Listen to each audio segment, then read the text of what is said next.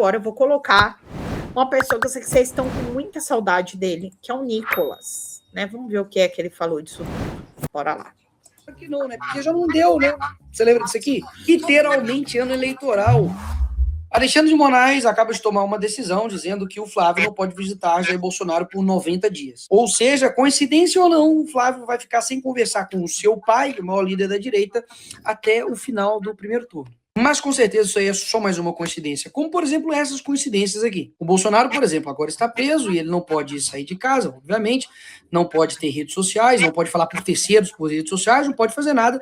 Literalmente estão matando o cara em vida. Agora não pode receber visita nem do próprio filho, né? Mas como será que o judiciário tratava quando era o Lula preso? E lembrando que há uma diferença gigantesca, né? Já vem falar da comunicação, porque é o descumprimento de uma cautelar específica aqui no caso do Bolsonaro.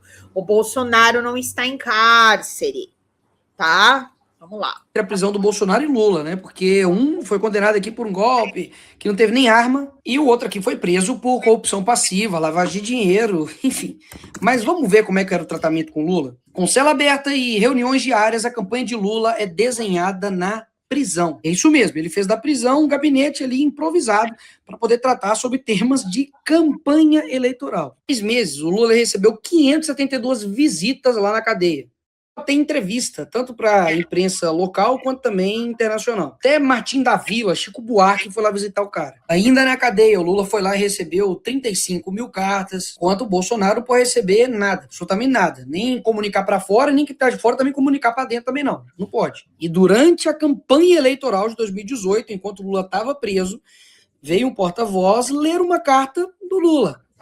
Um abraço do companheiro de sempre, Luiz Inácio Lula da Silva! E agora o Moraes vem acionar o Ministério Público Eleitoral para poder investigar, falando que houve propaganda antecipada na divulgação da carta de Jair Bolsonaro. Mas peraí, isso aqui foi o quê, então? Isso aqui foi o quê? Tá, mas aqui é o seguinte, até onde eu sei, essa carta aqui foi na época da campanha, também tem isso, tá? Ela foi divulgada em tempo. Deixa eu só ver aqui. Carta de Lula, povo brasileiro, prisão. Haddad. O que eles estão falando, esse monte de abobrinha aí, foi 2018, 18 de setembro. Aqui, ó, carta de Lula ao povo brasileiro. Pronto, tá aqui. Receba nossas notificações, não obrigado. Aqui, ó, por isso quero pedir de coração a todos que votariam em mim que votem de coração. Que votem no companheiro Fernando Henrique Haddad. Fernando Henrique Haddad? Não, Fernando Haddad, tô louca. Eu tô Fernando Henrique, tô pensando em Fernando Henrique Cardoso, é Fernando Haddad, que é FH. Ai, meu Deus. Aí aqui tá a carta do Lula, tá? É exatamente essa carta aqui, que tá no pt.org.br, tá? Não vou ler para vocês estão vendo o tamanho dela. Nós já somos milhões de Lulas e hoje em diante Fernando Haddad será Lula para milhões de brasileiros. Até breve, meus amigos. Até a vitória. Um abraço do companheiro Luiz Inácio Lula da Silva. Essa carta é de setembro de 2018. Isso não é propaganda eleitoral antecipada? Não é propaganda eleitoral antecipada. Tá? Já estava na época das eleições. Entendeu? E outra, quem leu essa carta não foi o Haddad, tá? Mas, enfim, o mais importante da gente entender é que essa carta aqui, ela foi já em setembro de 2018, ou seja, menos de um mês para a eleição. Então, menos, muito menos, Nicoleira, muito menos, Nicoleira. No meio da campanha, literalmente, o cara estava lendo uma carta do Lula que estava na cadeia. Isso é o quê? Isso era o quê que está acontecendo aqui? Me fala. Inclusive agora... No meio da campanha. Olha que errado! Olha que errado! No meio da campanha. No meio. Né? Ele mesmo. Agora, a Procuradoria viu propaganda antecipada do Lula sobre as candidatas Marina Silva e Simone Tebet. Engraçado, né? Que o Moraes não falou nada, né? Não foi atrás. Só foi atrás da carta quando foi Bolsonaro. Então, meu querido, é que aqui, deixa eu falar uma coisa para você, o Lula não tá preso, entendeu? Uma não está preso aqui, outra aqui não é responsabilidade do Alexandre de Moraes. Aqui é uma questão do TSE. Tá vendo como você é mentiroso? Eu te pergunto, será que isso aqui vai dar alguma coisa? Claro que não, né? Porque já não deu, né? Você lembra disso aqui? Literalmente, ano eleitoral, uma escola de samba recebeu quase 10 milhões de reais para poder fazer campanha pro Lula. Foi isso que aconteceu. Os caras literalmente usaram o número 13 no desfile, usaram os refrões de campanha, colocaram os símbolos do partido, ridicularizaram os opositores. Então, assim, deixou de ser homenagem para virar ato político. Isso é claro para todo mundo. Inclusive, tiveram reuniões dentro do Palácio do Planalto, junto com 2 ministras do governo do Lula e a primeira-dama Janja, para poder tratar sobre o desfile. Mas isso aqui não é campanha antecipada. A campanha antecipada é uma carta que o Bolsonaro mandou e o Flávio leu. E convenhamos, tá? Quando é criminoso mesmo, o cara é bandido, ladrão, traficante, etc e tal, não tinha que receber visita nenhuma. Mas a justiça não faz isso nem com os criminosos de verdade. Que, cara, líder do CV recebe visitas da esposa na penitenciária. A realidade das cadeias do Brasil, que realmente recebem bandidos de verdade, é tipo um resort, ó. Aqui, ó, resort do crime, ó, em Pernambuco. Tinha pagode, pilha de dinheiro. Isso que virou os presídios do Brasil. Colônia de férias. Aí, para esses, ainda pode ter visita. Pro cara que roubou, matou, traficou, para eles podem. Aí, pro cara... Vamos lá. Aqui não é uma questão de crime, quem pode ou não receber visita, tá? Quem pode receber visita ou não é uma questão do qual crime você cometeu. É uma questão do direito daquele que está em cárcere receber a visita, tá? Então, vamos lá, novamente, bababá. Vamos lá explicar a mesma história. O problema não é que o Flávio Bolsonaro visite seu pai. O problema é que ele divulgou a carta, tá? Em que o Bolsonaro estaria falando tudo aquilo que nós já vimos e publicizou. O que não pode. Estaria descumprindo a cautelar. Beleza. Até aí, a gente está todo mundo na mesma página. O que ele está falando aqui é que o Bolsonaro não pode receber visita. É mentira o que ele está falando, tá? E outra, o Alexandre de Moraes, ele deu uma punição de 90 dias. Ele deu uma punição. Ele não falou que o Flávio nunca mais vai poder visitar o pai, porque teve a questão da cautelar. Agora, se ele quiser, ele pode tentar derrubar essa medida e aí o Bolsonaro vai direto para a papuda. Linde, dizer que a interferência na eleição Moraes proibiu um candidato de visitar o Bozo não faz nem sentido. Gente, não é, tem que analisar, exatamente, tem que analisar as coisas. Não é assim que o Bolsonaro não vai receber um candidato. Não é isso. E até porque, gente, esse QG, essa casa do Bolsonaro já virou um passar-boi, passar-boiada. Os caras iam visitar ele na Papudinha o tempo todo. É mentira. Isso daí é só para criar assunto. Moraes precisa se controlar e deixar o filho vir visitar o golpista Milico. Então, na cadeia, né? Porque ele descumpriu a cautelar. Já deu. Eu acho que a gente já deixou passar demais. Um preso tem uma 9mm em casa. Eu acho que o Alexandre de Moraes foi uma mãe já. Tá? Ele foi uma mãe para o Bolsonaro nessa questão da arma. Acho que agora já deu, né? A gente precisa cumprir a legislação. O que vocês acham? Eu acho que a gente precisa cumprir a legislação. Nesse caso da arma, não tinha nada específico. Na verdade, foram diversas negligências aí que aconteceram para que o Bolsonaro mantivesse essa arma dentro de casa, mas eu literalmente acho de que já deu. Assim, tudo bem, não tinha como justificar a volta dele por falta grave para a papuda, agora isso aqui não dá, né? Aí já virou palanque, já virou zona. Não tem como, o cara não pode se comunicar. E os caras em cima falando merda. Vamos continuar vendo isso aqui. O cara que tá preso sem uma condenação de corrupção, de tráfico, de roubo, nada disso. Vamos pingar, gente! Um atentado à democracia. Aí ele não pode ter visita nem do próprio filho. E de ninguém, né? E aqui está a parte mais importante desse vídeo. Nas eleições de 2022, ficou muito claro para todo mundo que o processo eleitoral foi totalmente viciado por esse cara aqui. Moraes era presidente do TSE. E dá só uma olhada em como que ficou, por exemplo, a diferença entre as propagandas da TV do Lula com a do Bolsonaro. Antes e depois da decisão do TSE. Antes era igual, 225, 225. Depois da decisão do TSE, caiu para 55 as inserções da TV do Bolsonaro. Ou seja, o Lula teve 12 vezes mais inserções na TV do que o Bolsonaro na reta final de campanha. Vocês acham que isso influencia a cabeça das pessoas em quem vai votar? Influencia a dinâmica eleitoral? Sim ou não? Mais uma vez, o TSE, durante a campanha, foi lá e proibiu o Bolsonaro de fazer lives dentro do Palácio da Alvorada. Mas o Palácio da Alvorada nada mais é do que a casa dele. Ou seja, o cara não podia fazer live dentro da casa dele. Ele tinha que, sei lá, tinha que sair, fazer na rua. Ele não pôde usar as imagens do 7 de setembro na campanha, né? As imagens lá que as pessoas foram para poder comemorar, enfim, independência do Brasil, etc. Então, não pode.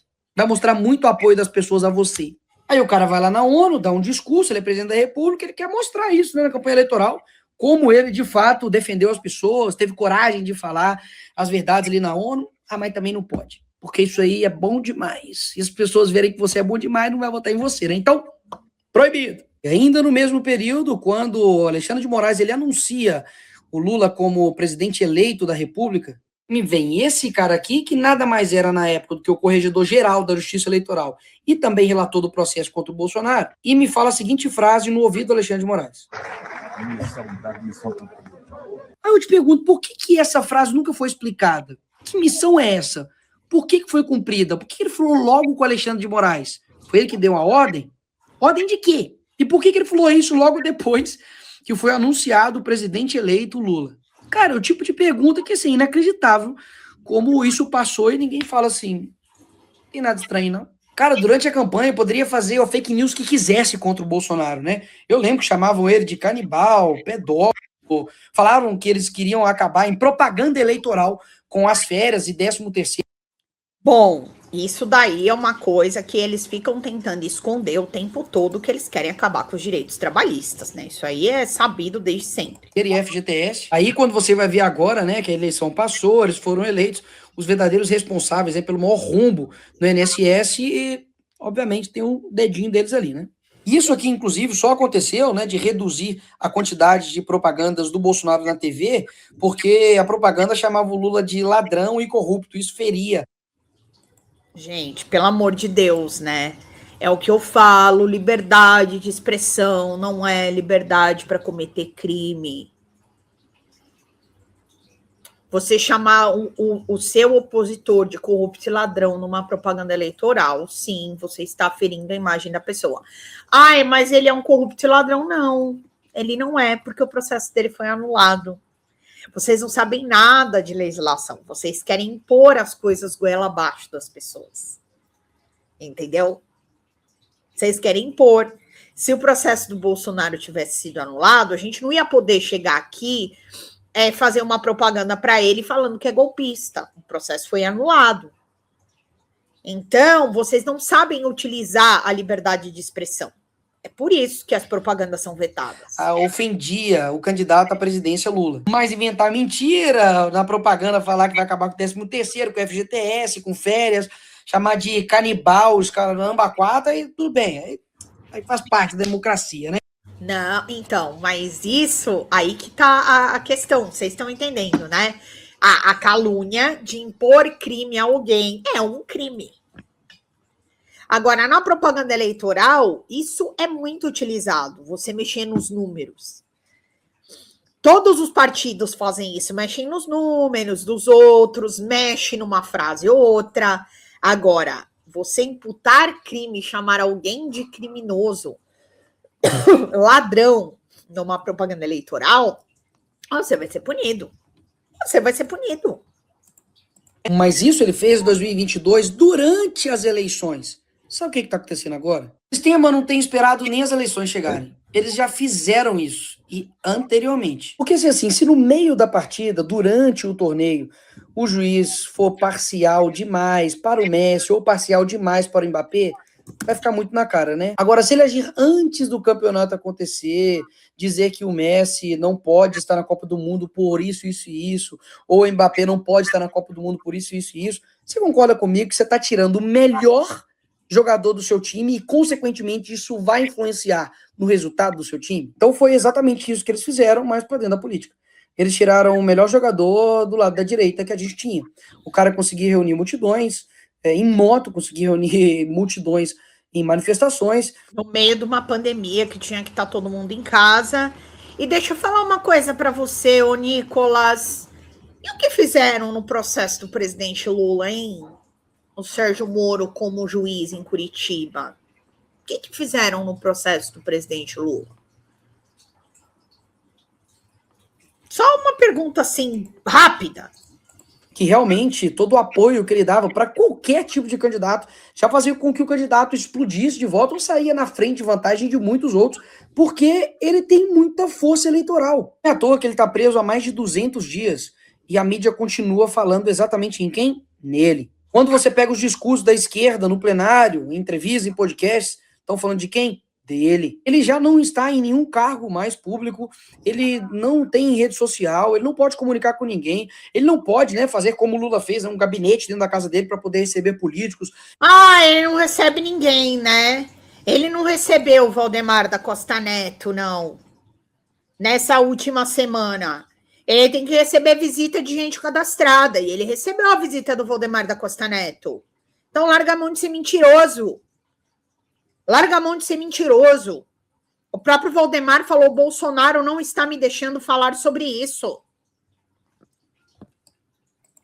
E tomar decisões, articulações políticas. E aí, meu irmão, inventaram um golpe de Estado, não tem que tirar o cara, ele não pode participar das eleições, não. Ah, por quê? Porque, obviamente, ele é bom demais. E porque, obviamente, ele faz diferença demais no processo eleitoral. Ora, imagina se ele tivesse, né, na rua, fazendo campanha eleitoral para vários candidatos, como, por exemplo, ele já fez para mim, em todas as minhas campanhas. A diferença que isso não faz na corrida eleitoral. A diferença que faria se ele fosse o candidato, ou se ele poderia apoiar o Flávio também, mas aqui fora.